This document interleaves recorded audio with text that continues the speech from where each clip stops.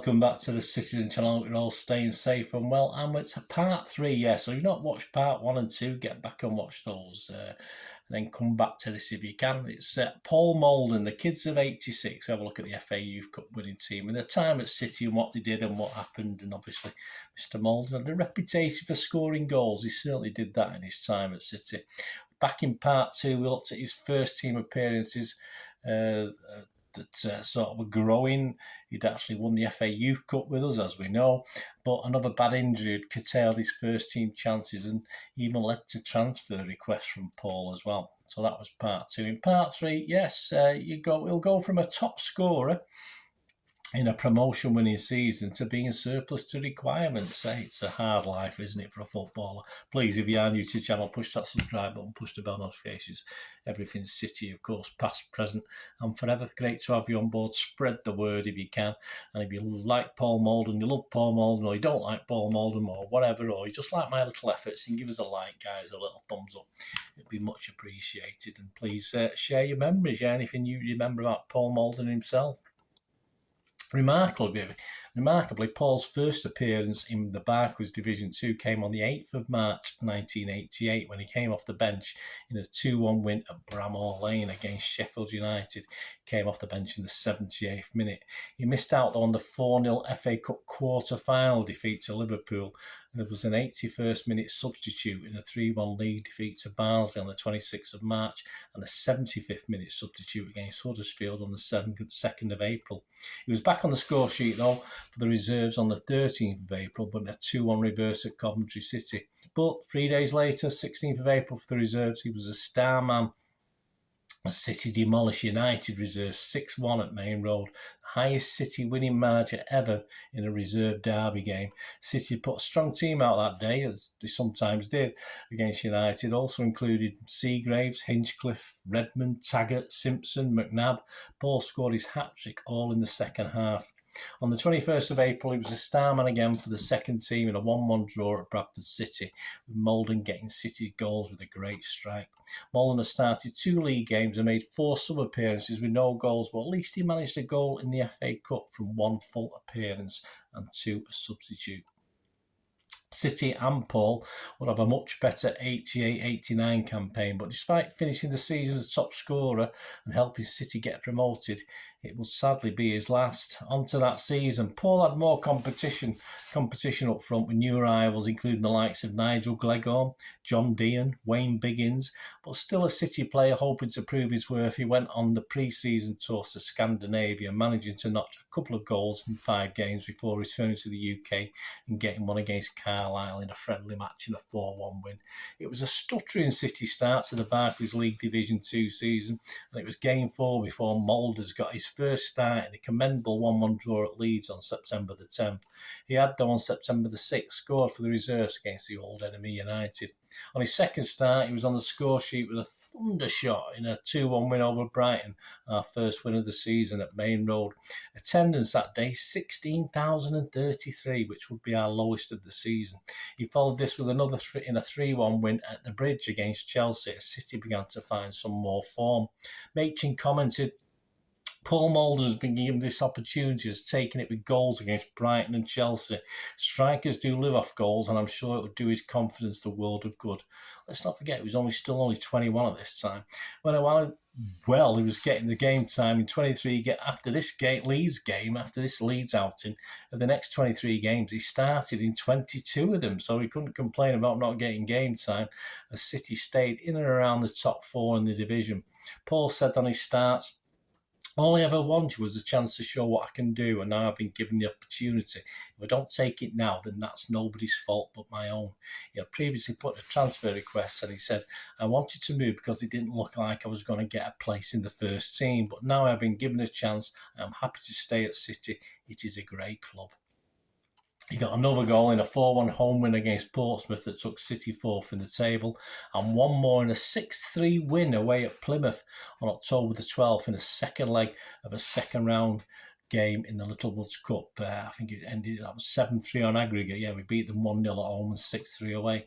On the 29th of October, we missed out in a home game with Sunderland, but he came back with a bang on the 2nd of November in a Littlewoods Cup third round game with Sheffield United at Main Road, scoring his first and only first team hat-trick in a 4-2 win in front of 16,609 fans. Back in the league action, he scored goals in the 3-1 win over then top of the table Watford. Tony Creighton was in net for them at Main Road on November the 12th. Then away at Bournemouth a week later, the only goal in a 1-0 win. City suffered a then rare defeat of the season at Luton in round 4 of the Littlewoods Cup, but City would briefly sit top of the table after a 4-0 home win over Bradford City on the 10th of December, with Paul grabbing 2 of the goals. On the 4th of January, a strong City reserve team including Paul, Gleghorn, Dean, Taggart, Morley, Justin Fashanu even, had a great away win at Old Trafford, with many Blues there in attendance, a few bananas as well, I believe. From 3-1 down with minutes left, Morley made it 3-2, and 2 late Moulden goals sealed a brilliant 4-3 win. His next goal for the first team was a little while in coming, though. He scored in a 4-1 win over Hull on the 21st of January. Despite the goal, injury kept him out the next 2 fixtures, and would only then make sub-appearances over the following 8 games. The City found themselves in the top 2.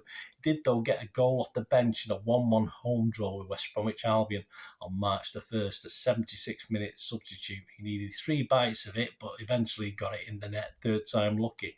Mel Machin was to make things even harder for Paul when he added another striker on the 10th of March to the squad, and one he'd been tracking for several months. David Oldfield joined from Luton Town.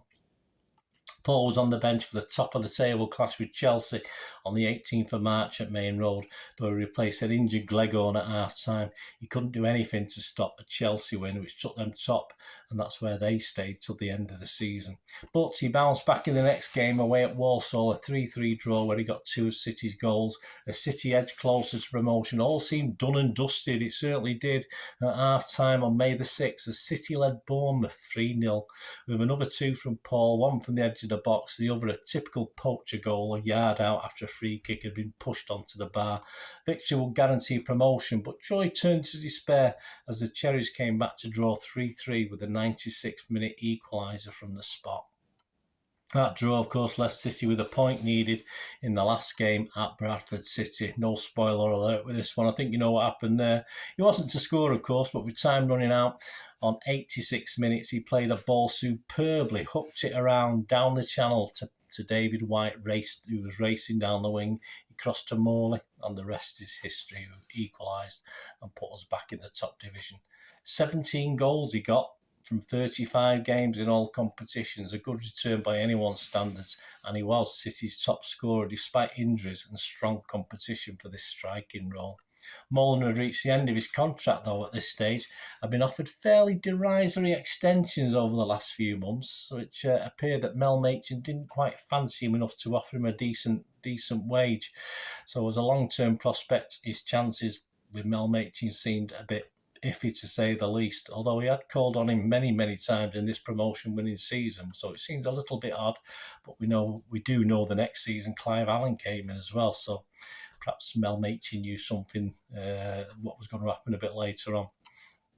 Apparently, Fergie and Brian Clough had shown interest in Paul Moulden. He was still only 21, don't forget, but City sold him to AFC Bournemouth on the 20th of June 1989 as a mateweight in the deal which took Ian Bishop to Main Road. I think most people were happy with Ian Bishop coming. I think it diluted the effect on the City fans of losing Paul Moulden, the fact that there's a lot of love out there for Ian Bishop. Moulden spent just 7 months on the South Coast, scoring 13 goals in 38 games for the Cherries, but a fallout with a teammate led to a move to Joe Royals Oldham on transfer deadline day. But sadly, his injury problems never went away, and at Oldham he struggled with injuries, including another broken leg, and he started just 19 matches in 3 years. In 92, Moulden had loan spells at Norwegian club Mould, Brighton Hove Albion, then had short spells with the succession of clubs, Birmingham City, Huddersfield, Rochdale, before dropping out of league football in 1996. His appearances for City, well, he'd managed 58 starts for City first team, 21 as a substitute, and he managed 25 goals, not a bad return. He also scored 41 goals for the reserves in 78 appearances and 6 as substitutes, so almost a goal every 2 games for them as well. He'd broken his leg 4 times. Not he'd broken other things, but he'd broken his leg 4 times in his footballing career and had numerous other injuries as well. The kid from 86 never quite made the Guinness Book of Records again, did he? But it wasn't for the lack of trying. Sadly, he was mainly let down by his body, although he was asked to play a lot of games, if you think about it. He's still a growing lad, 18, 19, 20, 21. You're trying to, you're sort of playing for the A team, and 3 days later you're playing for the reserves, and he could be playing for the first team. Hell of a lot of games. As always, no matter what happened with Paul, it's always great to watch a City fan become a player for the team. Of course, it's something special. We'd all love to do it. We'd all, as City fans, we all wanted to play for City. Of course, we did. And I think Moulden always tried to do the blue shirt justice, whether it's for the youth team, whether it's for the A team, whether it's for the reserves or just the first team. For me, it was always a pleasure to watch him, and he left it all out there on the pitch, I think. Let me know any memories you've got, guys, of Paul Moulden. Hope you enjoyed this anyway, this little look back at the kids of 86 and Mr. Paul Moulden. Let me know any memories you have. Thanks for watching, guys. Until we meet again, that's one thing, don't I? Please stay safe, Blues. Come on, City. Bye for now.